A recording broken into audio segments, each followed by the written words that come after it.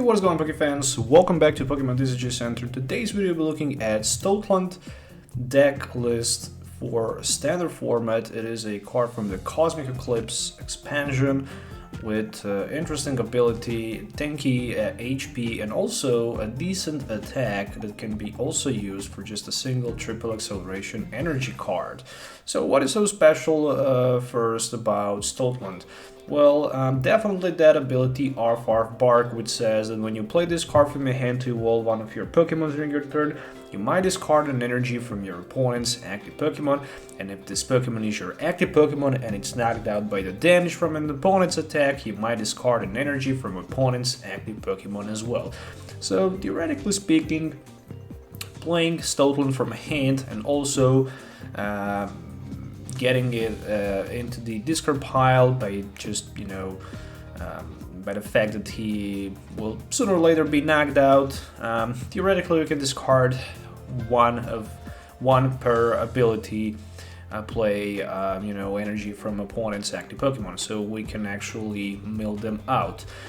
With the overrun, for triple acceleration energy, this attack can hit for 110 and also 32 of opponent's benched Pokemon. So theoretically speaking, by playing boss's orders, you can catch some of opponent's Pokemons from the bench to the active position and then use advantage of Arf Bark and simply discard energy from those Pokemons. So the list is pretty much straightforward: 4-4 lineup of Stoutland, 1 Crobat, 4 Jirachi, 1 Mew, and 1 Oricorio. We have Lilip with Baby Doll Eyes, which says that the defending Pokemon cannot retreat during the opponent's next turn, and that attack can be used just for a single energy card. We have Herdier with the War Cup, which says that during your next turn, this Pokemon's attacks do 60 more damage to your opponent's active Pokemon. Also, we have 4 copies of Stoutland that I mentioned earlier, and that Crobat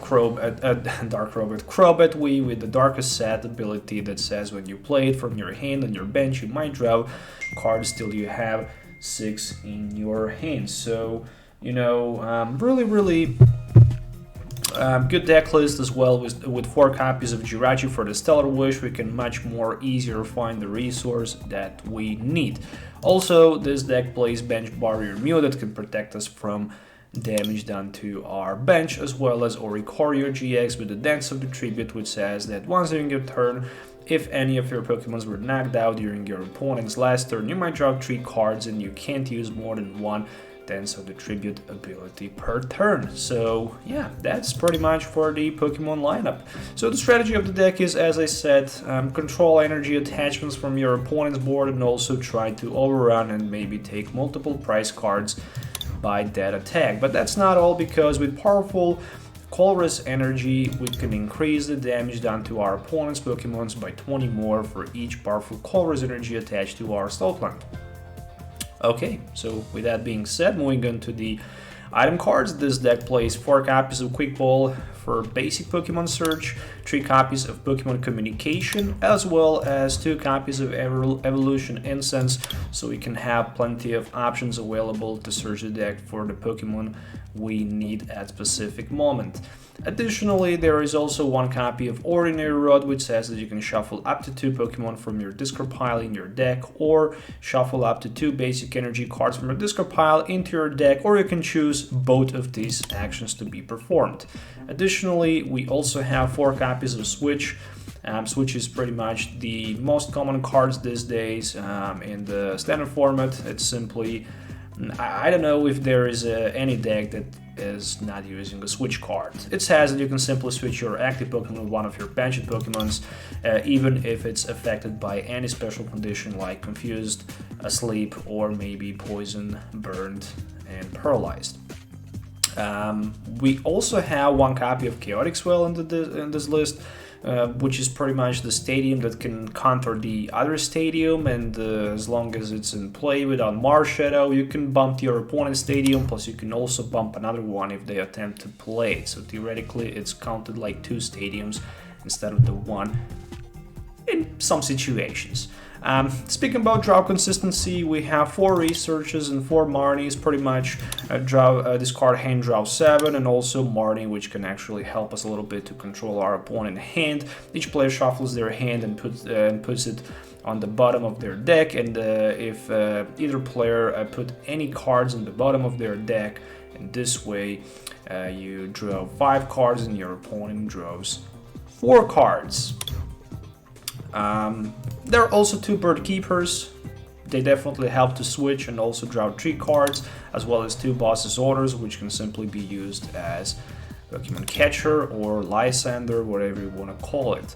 Speaking of the energies, 12 energies in total, which 3 different types of energies are being used, starting with 4 copies of triple acceleration energies, which again are providing us with 3 colorless energies as long as they're attached to evolution Pokemon, and if the card is attached to evolution Pokemon at the end of the turn, needs to be discarded. 4 copies of powerful colorless energies that can provide us with 20 extra more damage to opponent's active Pokemon if it's attached to the colorless Pokemon, obviously, and 4 twin energy cards that are basically double colorless energies as long as they are not attached to Pokemon Wii and Pokemon GX. So kind of interesting deck list if you're looking for something, you know, to play that's, you know, rogue approach or something like that. You should definitely try the Stoutland, because it is a kind of interesting deck list to be played. You cannot hit for one hit knockout against anything bigger than 110 HP, or maybe possibly 130 with 1 copy of powerful energy attached to it. I don't see you're going to be in a position to attach multiple powerful energies, because you actually lose your Stoutland from game. But it can definitely be good against, you know, some decks like, you know, Blacephalon.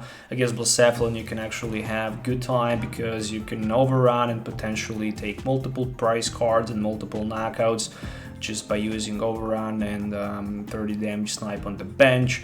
Might also be good against some other decks like the CGI and Obstagoon, so against those 2 decks you can have actually pretty good result and matchups. Speaking about some other decks like Eternatus, I'm not quite sure how well you're gonna go against that. Especially because it's really easy for Eternatus to one-hit knockout Stoutland. Still, it takes only 1 prize card, that's true. You can try to overrun and take multiple knockouts. Even if you try to spread some damage, if they play Scoop Up Nets, they can simply pick the Pokemon with the damage back into their hand, as long as it's, for example, Zigzagoon. But against Poison Eternatus, you can actually have, you know, a decent matchup, because you can, you know, try to knock those Toxicities and whatever they are called, with the poison effect on the bench.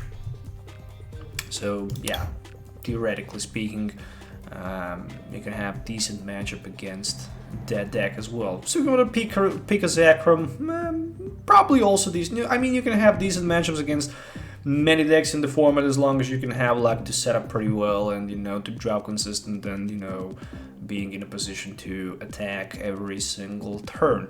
So yeah, that's the Stoutland deck list for the standard format that just recently appeared on the internet.